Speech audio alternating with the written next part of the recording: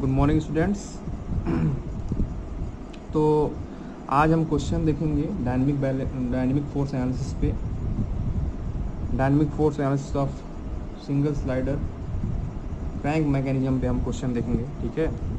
तो यहाँ देखिए हेडिंग लिखा हुआ है numerical on dynamic force analysis of single slider crank mechanism, ठीक है। तो ये क्वेश्चन दिया हुआ है। क्वेश्चन क्या है? A horizontal gas engine running at 210 RPM has a bore of 220 mm and a stroke of 440 mm. The connecting rod is 924 mm long and the reciprocating parts weight 20 kg. When the crank has turned an angle of 30 degree from the inner dead center, the gas pressure on the cover and crank sides are 500 kN per meter square and 60 kN per meter square respectively. और क्या दिया इसमें?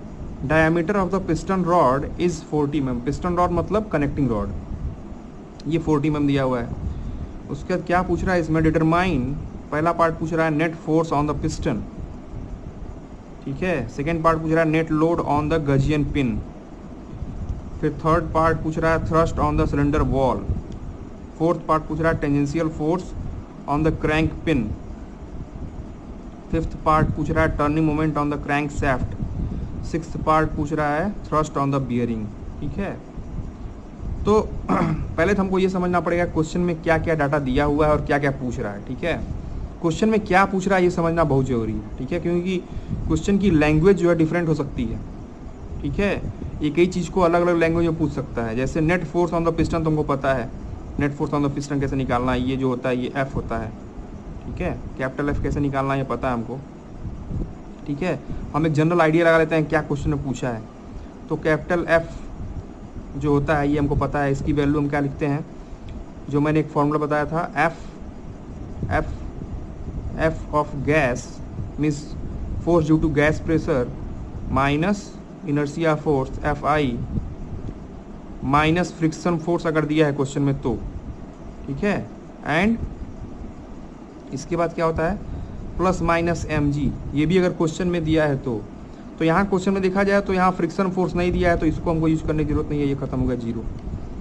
और M G भी कुछ ऐसा कुछ नहीं बोला है कि सिलेंडर जो इंजन है वो वर्टिकल पोजीशन में है, तो यहाँ एम जी का यूज करने की जरूरत नहीं है, ये भी हो गया जीरो, ठीक है। तो क्वेश्चन में जो वैल्यू नहीं दिया है उसको जीरो मान लो, उसको खत्म कर दो, उसको फॉर्मूले में यूज नहीं करना है।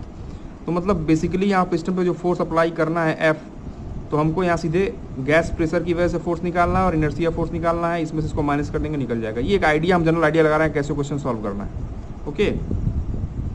उसके बाद net load on the gudgeon pin, net load on the gudgeon pin, इसका क्या मतलब है? अब ये चीज़ तो फॉर्मूला हमने डिराइव करते समय पढ़ा नहीं था, ठीक है। तो ये चीज़ जो है ये हमने पढ़ा नहीं था, लेकिन इसको हमने पढ़ा है लेकिन दूसरे लैंग्वेज में पढ़ा है, ठीक है। इसको अगर हम एक डायग्राम बना लें, ठीक है, एक इस क्वेश्चन को सॉल्व करने के दो तरीके हैं। या तो सब फार्मूला तुमको याद हो, सारा फार्मूला मैं बता चुका हूँ, सारा फार्मूला आपको याद हो, उस फार्मूले को यूज करके सारी वैल्यू पुट कर दीजिए, या तो इसका एक डायग्राम बना लीजिए। डायग्राम बनाने से क्या होगा कि हमको एक ओवरव्यू मिल जाएगा कि क्वेश्चन में क्या दिया और क्या पूछ रहा है, ठीक है, एक आइडिया लग जाएगा। डायग्राम बनाने से क्वेश्चन और आसान हो जाता है, ठीक है। तो यहाँ मैं एक डायग्राम बना रहा हूँ सिंगल स्लाइडर क्रैंक मैकेनिज्म का, ठीक है। एक डायग्राम यहाँ बना लेते हैं हम। ऐसा कुछ होता है, ये सिलेंडर होता है, ये हमारा सिलेंडर है, ठीक है। और यहाँ पे जो है इसके अंदर जो है ये पिस्टन होता है, ठीक है, ये सिलेंडर है।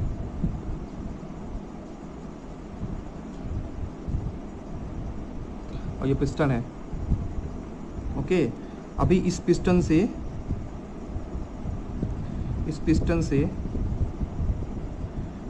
से क्या लगा होता है, एक कनेक्टिंग रॉड, और ये कनेक्टिंग रॉड जाके जुड़ा होता है क्रैंकशैफ्ट से, ठीक है। और ये जो होता है क्रैंकशैफ्ट से जो ये पास करता है लाइन, इस लाइन को हम क्या बोलते हैं, line of action of force. इसी डायरेक्शन में पिस्टन पे फोर्स एक्ट करता है, ठीक है। तो ये ऐसे एक जनरल डायग्राम बना लेंगे। और यहाँ पे जो है, यहाँ है क्रैंकशैफ्ट, की बियरिंग होती है, यहाँ क्रैंक सेफ्ट इस बियरिंग के को लेके घूमता है, ठीक है। और क्रैंक सेफ्ट का जो रोटेशन होता है कुछ सर्कुलर रोटेशन ऐसा कुछ होता है।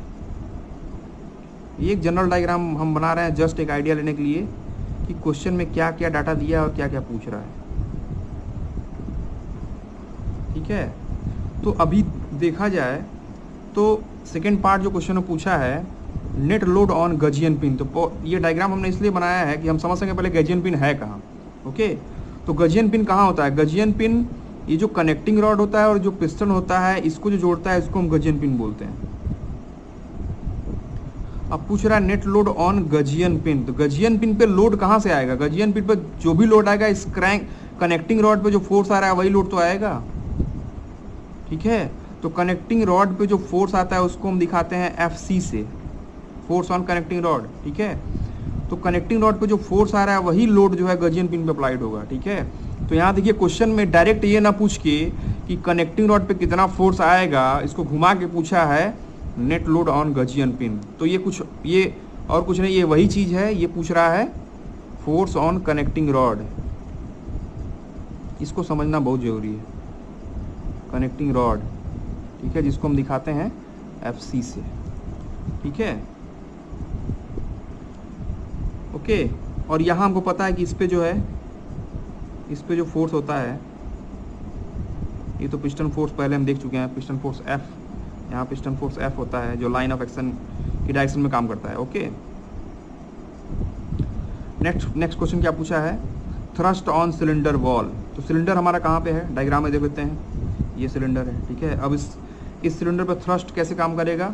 सिलेंडर पे ऊपर की तरफ थ्रस्ट काम करेगा, तो मतलब थ्रस्ट फोर्स ये हमने पढ़ा भी है, ये ऊपर की तरफ ऐसे कुछ थ्रस्ट फोर्स काम करता है, इसको हम दिखाते हैं FN से, ठीक है।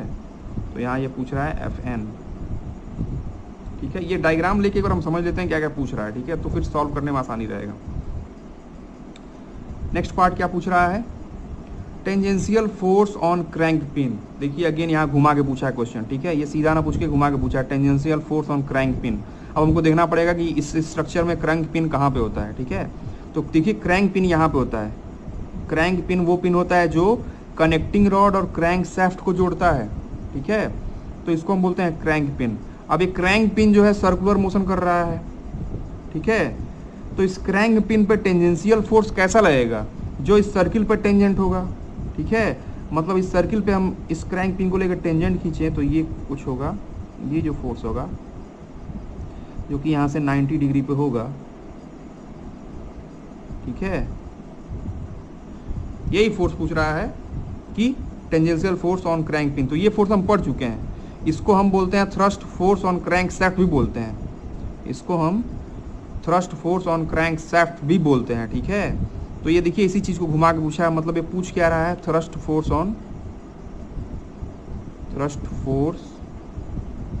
ऑन क्रैंक शाफ्ट, FT से इसको दिखाते हैं हम, ठीक है। उसके बाद नेक्स्ट पार्ट क्या पूछ रहा है? Turning moment on the crank shaft. तो क्रैंक शाफ्ट पर टर्निंग मोमेंट कैसे निकालते हैं हम? तो ये thrust force FT into R, ठीक है। तो ये चीज़ हमको पता है, ये टर्निंग मोमेंट T पूछ रहा है, इसकी वैल्यू हमको पता है FT इंटू R। R मतलब ये क्रैंक शाफ्ट का रेडियस, ये R से दिखाते हैं हम, ठीक है। उसका क्या पूछ रहा है? लास्ट क्वेश्चन पूछ रहा है thrust on bearing. Thrust on bearing, तो इसको भी समझना पड़ेगा बियरिंग है कहाँ पे, ठीक है। तो इस पूरे डायग्राम में बियरिंग कहाँ पे? बियरिंग यहाँ पे है, इसी बियरिंग को पकड़ के क्रैंक शाफ्ट घूमता है, ठीक है। तो इस बियरिंग पे कितना थ्रस्ट आता है? तो इस पे इस क्रैंक शाफ्ट पे जो रेडियल फोर्स होता है FR, ठीक है, इसको भी थोड़ा घुमा के पूछा। देखिए ये जो रेडियल फोर्स होता है FR, ठीक है, इसी को हम बोलते हैं थ्रस्ट ऑन बियरिंग, ठीक है। तो एक तरह से ये क्या पूछ रहा है? रेडियल फोर्स, ठीक है, रेडियल फोर्स FR, ठीक है। तो देखिए एक डायग्राम बनाने से हमको एक आइडिया मिल गया कि कौन सा फोर्स कहाँ पे है और कौन से फोर्स की वैल्यू क्वेश्चन में पूछ रहा है, ठीक है। इसलिए बहुत आसान रहेगा अगर हम डायग्राम में क्वेश्चन में बना लिया करें तो बहुत हमारे लिए सुविधा रहेगा, बहुत आसानी रहेगी, ठीक है। अब क्या क्या डाटा क्वेश्चन में दिया है उसको हम एक बार लिख लेते हैं। क्वेश्चन में क्या क्या डाटा दिया है, तो यहाँ गिवन डाटा लिख लेते हैं, ठीक है। गिवन डाटा क्वेश्चन में क्या दिया है, ठीक है। तो पहले तो क्रैंक शाफ्ट का रेडियस ही दिया है R की वैल्यू कितना दिया है यहाँ पे? तो यहाँ अगर देखो क्वेश्चन में, तो क्रैंक शेफ्ट का रेडियस ना देके स्ट्रोक दिया है, स्ट्रोक कितना दिया है 440 mm, ठीक है। तो हमको पता है कि स्ट्रोक जो होता है वो रेडियस का 2 टाइम्स होता है, ठीक है। तो अगर स्ट्रोक 440 mm दिया है तो रेडियस 440 mm का हाफ हो जाएगा, ठीक है। मतलब 440 डिवाइड बाई 2, तो ये कितना आ जाएगा 220 mm, ये mm में आएगा, ठीक है। हमको जो भी डाटा लेना है वो MKS सिस्टम में लेना है, तो ये कितना हो जाएगा 0.22 मीटर, ठीक है। और क्वेश्चन में क्या दिया है, और क्वेश्चन में दिया है लेंथ, ठीक है। लेंथ ऑफ कनेक्टिंग रॉड भी दिया है 924 mm, ठीक है। तो L दिया है 924 mm और इसको मीटर में हम कन्वर्ट करेंगे तो 0.924 मीटर, ठीक है। और क्वेश्चन में क्या दिया है, ठीक है, और दिया है कि जो एंगल है क्रैंक जो है कितने एंगल से घूम रहा है, वो 30 degree from the inner dead centre. तो ये इनर डेड सेंटर यही होता है, ठीक है। यहाँ से क्रैंक जो है 30 डिग्री घूम रहा है, मतलब ये जो एंगल है जिसको हम थीटा दिखाते हैं, ठीक है। तो ये थीटा से हम जो एंगल दिखाते हैं, थीटा की वैल्यू यहाँ क्या दिया हुआ है, थीटा इक्वल टू 30 डिग्री, ठीक है। और क्वेश्चन में क्या डाटा दिया हुआ है, और आरपीएम, स्टार्टिंग में आरपीएम दिया है कि इंजन जो है कितने आरपीएम से रन कर रहा है, 210 आरपीएम, मतलब एन की वैल्यू दिया है 210 आरपीएम। तो यहाँ से ओमेगा की वैल्यू हम निकाल सकते हैं, ओमेगा इक्वल टू 2πn/60, ये फॉर्मूला हमको पता है। इसको पुट करते हैं सारा वैल्यू, 2π इंटू एन की वैल्यू 210/60, तो ये हमारा वैल्यू आ जाएगा। इसको हम कैलकुलेट करेंगे तो वैल्यू आ जाएगा 22 रेडियन पर सेकेंड, ठीक है। और क्वेश्चन में क्या डाटा दिया है एक बार देख लेते हैं हम। तो ये आरपीएम के पास has a bore of 220 mm, bore मतलब कि इस सिलेंडर का डायमीटर, अब ये सिलेंडर का डायमीटर और पिस्टन का डायमीटर लगभग सेम ही होगा, ठीक है। क्लियरेंस बहुत कम होता है यहाँ पे। तो ये डायमीटर दिया है डी इक्वल टू कितना दिया है 220 mm, ठीक है। 220 mm, इसको हम मीटर में कन्वर्ट कर लें तो 0.22 मीटर, ठीक है, 0.22 मीटर, ठीक है। और क्या दिया है क्वेश्चन में, the reciprocating parts weight 20 kg, ठीक है। मास दिया है 20 kg, ठीक है। और क्या दिया है, the gas pressure on the cover and crank side, ठीक है। अब गैस प्रेशर दिया है, मतलब ये जो पिस्टन है, इस पिस्टन पे यहाँ जब फ्यूल और कंबस्टन होता है तो गैस प्रेशर अप्लाई होता है, ठीक है, ठीक है। अभी इस पिस्टन पे दोनों साइड से गैस प्रेशर दिया है, कवर एंड मतलब इस इधर से, और क्रैंक का डायरेक्शन मतलब ये क्रैंक है तो क्रैंक का डायरेक्शन इधर से दिया है, ठीक है। तो दोनों साइड से गैस का प्रेशर दिया है। इधर से मान लो अगर हम P1 माने गैस का प्रेशर, इधर से P2 माने, ठीक है। तो P1 की वैल्यू कितना दिया है, P1 की वैल्यू दिया है 500 किलो न्यूटन पर मीटर स्क्वायर, ठीक है। न्यूटन में इसको कन्वर्ट करें तो 500 इंटू 10⁻³ न्यूटन पर मीटर स्क्वायर हो जाएगा, ठीक है। सिमिलरली P2 की वैल्यू क्या दिया है 60 किलो न्यूटन पर मीटर स्क्वायर, इसको अगर हम MKS में लें तो हो जाएगा 60 इंटू 10⁻³ न्यूटन पर मीटर स्क्वायर, ओके। और क्या दिया है, diameter of piston rod, piston rod का मतलब कनेक्टिंग रॉड, ठीक है। पिस्टन से जो रॉड लगा है इसको कनेक्टिंग रॉड बोलते हैं। इसका डायमीटर, इस रॉड का डायमीटर दिया है, ठीक है। तो इस रॉड के डायमीटर को हम मान लेते हैं कि इसका डायमीटर जो है D0 है, ठीक है। तो यहाँ D0 की वैल्यू कितना दिया है 40 mm, इसको हम मीटर में कन्वर्ट करें तो कितना हो जाएगा 0.04 मीटर, ठीक है। ये इतना सारा डाटा हमको क्वेश्चन में दिया है। तो अब हम सॉल्व करते हैं इसको। सबसे पहला पार्ट क्या पूछा है क्वेश्चन में, net force on the piston, जिसको हम समझ चुके हैं कि net force on the piston F होता है, और F की वैल्यू क्या होती है, F gas minus F inertia force, okay. तो अब एक और चीज़ है, इस डायग्राम में ये जो एंगल है इसको हम थीटा मानते हैं, और यहाँ जो एंगल है कनेक्टिंग रॉड का लाइन ऑफ एक्शन से जो एंगल होता है इसको हम मानते हैं बीटा, ठीक है। अच्छा, ये डायग्राम बनाने से एक और आसानी हो जाएगा कि अगर आपको फार्मूला याद नहीं है तो इससे इस डायग्राम को देख के भी आप फार्मूले का आइडिया लगा सकते हैं, ठीक है। तो एंगल तो बीटा, ये जो फोर्स होता है यही फोर्स आगे भी होता है, यही फोर्स इस लाइन ऑफ एक्शन पे इस फोर्स को हम आगे बढ़ा सकते हैं, यही फोर्स इधर भी वर्क करता है, ठीक है। तो यहाँ हमको थीटा की वैल्यू दिया है 30 डिग्री, तो यहाँ से हम बीटा का वैल्यू निकाल सकते हैं, ठीक है। एक रिलेशन हमको पता है कि sine beta equal to, formula हमको पता है एक, sine beta equal to sine theta by N, sine theta by N, ये फॉर्मूला हमको पता है, ठीक है। तो साइन थीटा क्या होता है ये तुमको पता, थीटा की वैल्यू दिया है। एन क्या होता है, एन की वैल्यू जो होती है, एन को हम बोलते हैं ऑब्लिगेटी रेशियो, एन की वैल्यू होती है एल बाई आर। अभी एल का वैल्यू यहाँ दिया है, एल का वैल्यू कितना दिया है 0.924 मीटर, डिवाइड बाई आर का वैल्यू कितना दिया है 0.22, तो यहाँ से एल बाई आर की वैल्यू कितनी आ जाएगी, तो ये आ जाएगा 4.2, एन की वैल्यू आ जाएगी 4.2, ठीक है।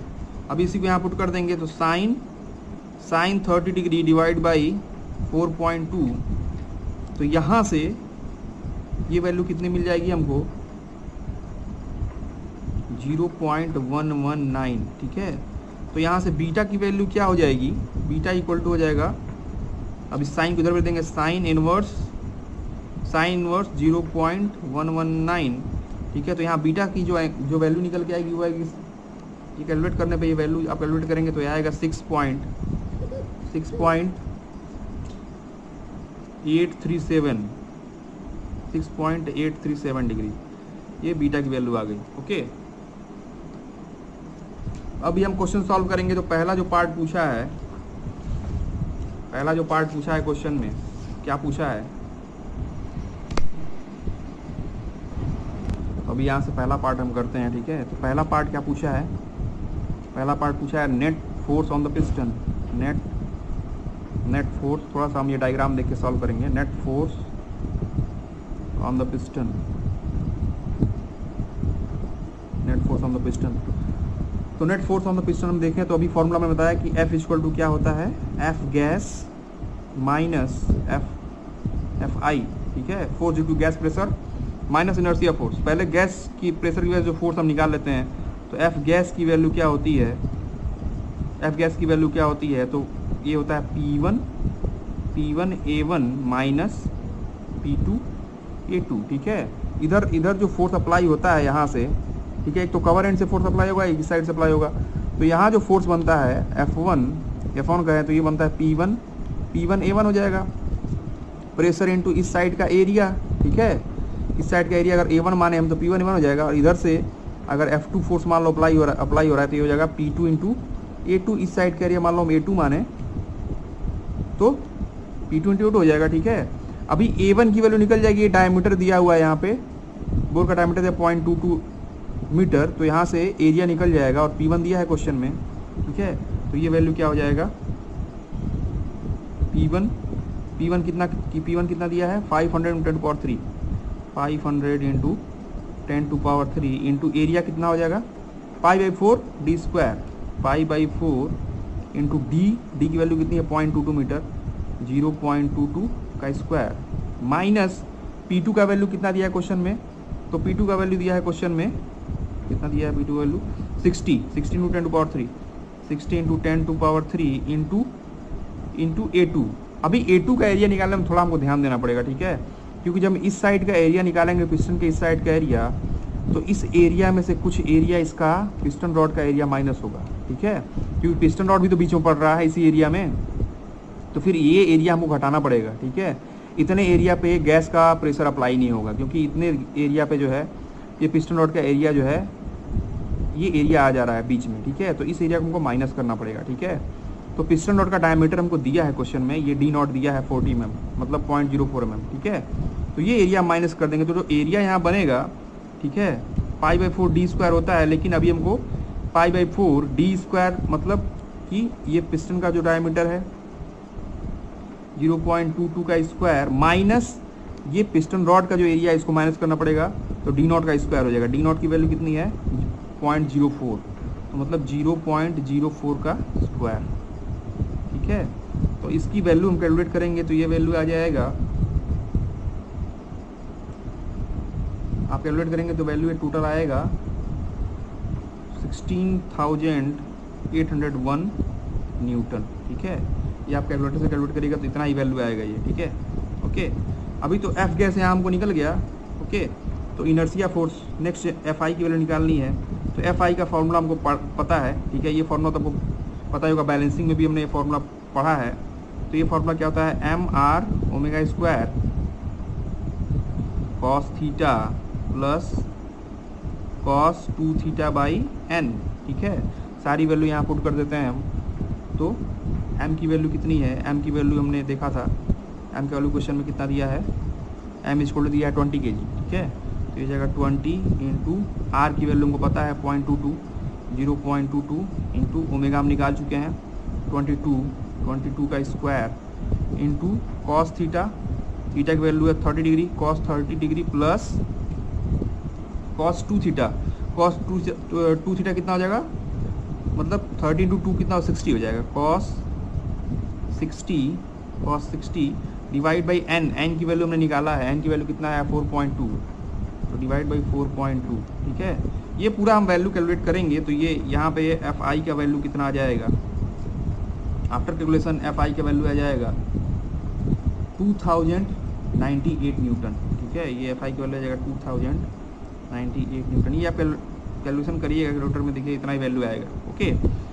अब ये दोनों वैल्यू हम पुट करके यहाँ पे नेट फोर्स ऑन पिस्टन की वैल्यू निकाल सकते हैं। F equal to F gas कितना आया 16,801 माइनस एफ आई आया 2098, ठीक है। तो ये वैल्यू कितना आ जाएगा एफ का, ये माइनस करेंगे तो ये आएगा 14,703 न्यूटन, ठीक है।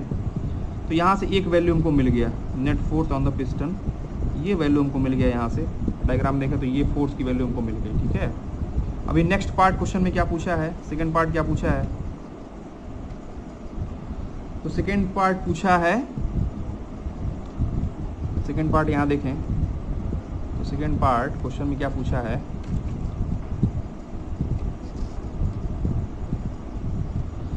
सेकंड पार्ट क्वेश्चन में पूछा है नेट लोड ऑन गजियन पिन। इसको हमने समझा है, नेट लोड ऑन गजियन पिन क्या है, ये force on the connecting rod है, फोर्स ऑन कनेक्टिंग रॉड को नेट लोड ऑन गजियन पिन बोल रहा है, ओके। तो इस फोर्स मतलब ये एफ सी की वैल्यू, ये एफ सी की वैल्यू पूछ रहा है, ठीक है।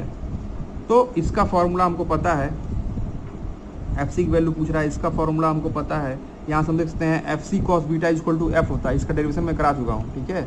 और यहाँ से दोबारा आप समझ सकते हैं डायग्राम से, F C cos beta equal to F होता है, तो एफ सी की वैल्यू क्या हो जाएगी, F by cos beta, F by cos beta, ठीक है। एफ की वैल्यू हम ऑलरेडी निकाल चुके हैं यहाँ पे 14,703, तो ये वैल्यू पुट कर देंगे 14,703 डिवाइड बाई बीटा की वैल्यू हम निकाल चुके हैं। बीटा की वैल्यू कितना निकाला था हमने, बीटा इक्वल टू कितना वैल्यू आया था, ये बीटा की वैल्यू आई थी 6.837 डिग्री, ठीक है। तो यहाँ पुट कर देंगे हम कॉस 6.837 डिग्री, ठीक है, ठीक है। और ये कैलकुलेट करेंगे तो आफ्टर कैलकुलेशन हमको वैल्यू मिलेगा F C equal to 14,809.62 newton, ठीक है। तो ये दूसरी वैल्यू एफ सी की वैल्यू हमको मिल गई, F C equal to 14,809.62 newton, ये एक और वैल्यू हमको मिल गया, ठीक है। दूसरे पार्ट का आंसर आ गया, ठीक है। उसके बाद थर्ड क्वेश्चन क्या पूछा है, थर्ड क्वेश्चन क्या पूछा है, डायग्राम हम देखें, थर्ड क्वेश्चन क्या पूछा है, थ्रस्ट ऑन सिलेंडर वॉल, मतलब एफ एन की वैल्यू पूछा है, ठीक है। मतलब ये वाला जो है ये एफ एन की वैल्यू पूछा है, ठीक है। तो अभी डायग्राम से भी देख सकते हैं हम कि ये यहाँ पे हम क्या कर रहे हैं, एफ सी कॉस बीटा मतलब एफ आ जा रहा है, तो ये दोनों 90 डिग्री पे है। अगर 90 डिग्री पे तो इधर क्या आएगा, F N equal to F C sine beta, ठीक है, ठीक है। डायग्राम से देख सकते हैं। और अगर आपको डायरेक्ट फार्मूला याद है तो और अच्छी बात है, ठीक है। फार्मूला किसी को डायरेक्ट याद है तो उससे भी आप सॉल्व कर सकते हैं, ठीक है।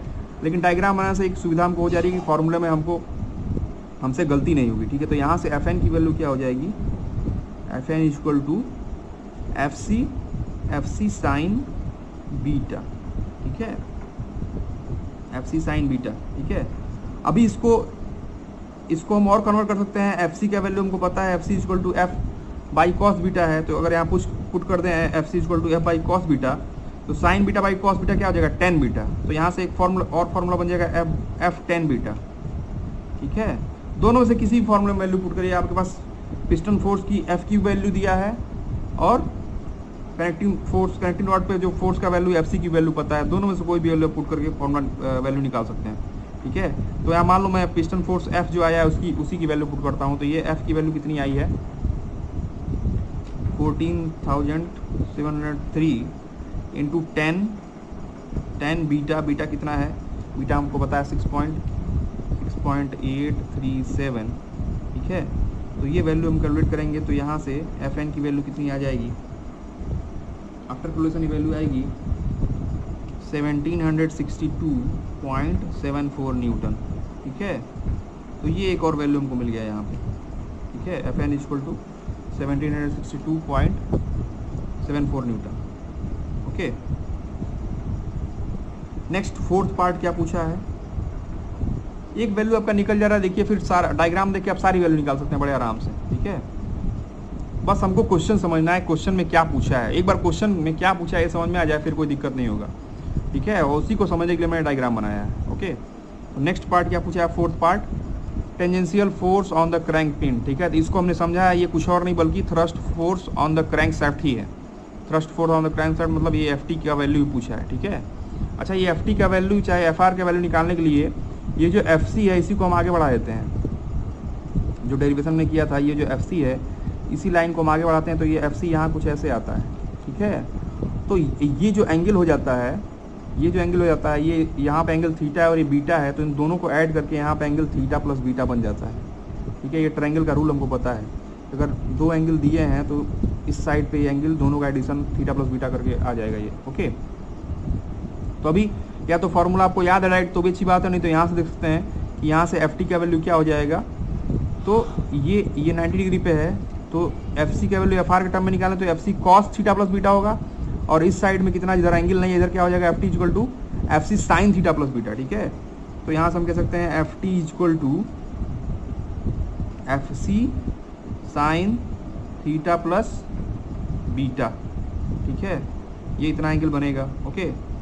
तो यहाँ से अच्छा इसी अगेन Fc की जगह हम F by cos beta put कर सकते हैं, ठीक है। तो अगर Fc की जगह F by cos beta put करें तो F बाई कॉस बीटा और ये हो जाएगा साइन थीटा प्लस बीटा, ठीक है। अगेन हमारे पास दो फॉर्मूला है, या तो Fc sine theta plus beta में वैल्यू पुट करो, या F by cos beta sine theta plus beta, दोनों से कोई भी वैल्यू हम पुट कर सकते हैं, ठीक है। अभी तो मुझे ये वाला फॉर्मूला आसान लग रहा है, Fc sine theta plus beta, Fc की वैल्यू हमको पता है, निकाल चुके हैं हम, तो इसी में वैल्यू पुट करते हैं। तो ये क्या हो जाएगा, Fc का वैल्यू कितना निकाला है हमने, Fc इक्वल टू आया है 14,809.62, इसको पुट करते हैं 14,809.62 इंटू साइन थीटा की वैल्यू कितनी है 30, और बीटा हमने कितना निकाला है 6.837 डिग्री, ठीक है। तो ये वैल्यू हम कैलकुलेट करेंगे यहाँ से, तो यहाँ से हमको Ft का वैल्यू कितना मिल जाएगा, Ft equal to after calculation Ft का वैल्यू आएगा 8,878.367 न्यूटन, ठीक है। ये इतना Ft का वैल्यू आ जाएगा, ओके। ये इतना Ft का वैल्यू आ जाएगा, ठीक है। अभी नेक्स्ट पार्ट क्या पूछा है, turning moment on the crank shaft. ये बहुत आसान है, ठीक है, इसको निकालना बहुत आसान है। Ft का वैल्यू हम निकाल चुके हैं और टर्निंग मोमेंट का वैल्यू हमको पता है क्या होता है, Ft इंटू आर। Ft का वैल्यू हम निकाल चुके हैं और R का वैल्यू हमको पता है, क्रैंक का रेडियस कितना है 0.22 मीटर, ठीक है। तो ये 8,878.367 इंटू R कितना हो गया 0.22, ठीक है। तो यहाँ से टर्निंग मोमेंट का वैल्यू आ जाएगा T equal to, turning moment का वैल्यू कितना आ जाएगा, ये आप कैलकुलेट करेंगे तो ये वैल्यू मिलेगा आपको 1953.24 न्यूटन। ये टर्निंग मोमेंट का वैल्यू आ जाएगा, ठीक है। इतना टर्निंग मोमेंट का वैल्यू आ जाएगा, ठीक है। अभी लास्ट पार्ट क्या पूछा है इसमें, लास्ट पार्ट क्या पूछा है, थ्रस्ट ऑन द बियरिंग, ठीक है। थ्रस्ट ऑन द बियरिंग पूछा है और इसको हमने समझा है कि ये क्या है, ये कुछ नहीं बल्कि रेडियल फोर्स ही है। यही हमारा बियरिंग है, तो इस पर जो फोर्स लगेगा, जो थ्रस्ट लगेगा वो कुछ नहीं रेडियल फोर्स ही है। तो अगेन ये डायग्राम जो हमने समझा अभी, जो डायग्राम में बनाया है Fc, तो यहाँ से अगर इसका कंपोनेंट हम निकालें तो क्या हो जाएगा, Fr equal to Fc cos theta plus beta. तो यहाँ से Fr इक्वल टू क्या हो जाएगा, Fc cos theta plus beta. Again इसको भी हम अलग फॉर्मूले एक और फॉर्म में देख सकते हैं कि Fc की वैल्यू क्या होती है, F बाई कॉस बीटा और कॉस थीटा प्लस बीटा यहाँ दिया हुआ है। अगेन दोनों में से कोई फॉर्मूला हम यूज कर सकते हैं, ओके। तो यहाँ पे मैं यही वाला फॉर्मूला यूज कर रहा हूँ, F C cos theta plus beta, F C की वैल्यू हमको पता है, ठीक है।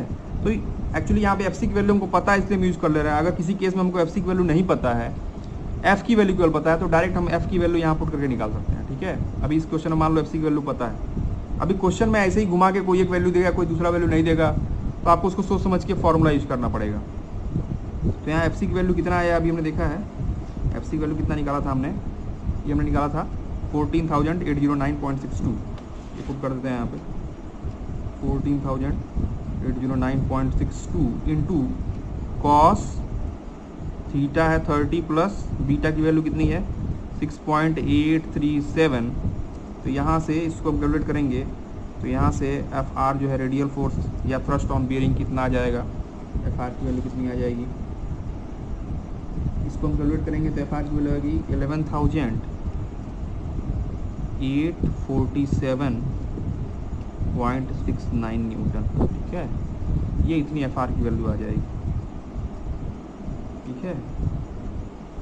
तो इस तरह से ये सारा पार्ट, ठीक है, सारा क्वेश्चन हमने सारे फोर्स की वैल्यू में निकाल ली, ठीक है। तो इस तरह से एग्जाम में कैसा भी कितना भी डिफिकल्ट क्वेश्चन आए, ठीक है, आप कर सकते हैं, ठीक है।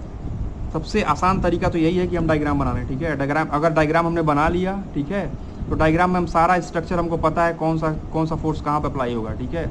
तो उससे हमको बहुत सुविधा रहती है, ठीक है। कोई भी जो भी एंगल थीटा है चाहे बीटा है, जो भी फोर्स है वो सबका हमको लोकेशन पता है, तो डायग्राम बनाने से सुविधा रहेगा कि हम फॉर्मूले में भी गलती नहीं करेंगे, ठीक है। इसीलिए बेटर रहेगा कि हम डायग्राम बना के ही क्वेश्चन को सॉल्व करने की कोशिश करें, ठीक है। तो ऐसे कोई भी डिफिकल्ट क्वेश्चन आए आप डायग्राम बना के बहुत आराम से सॉल्व कर सकते हैं। Thank you.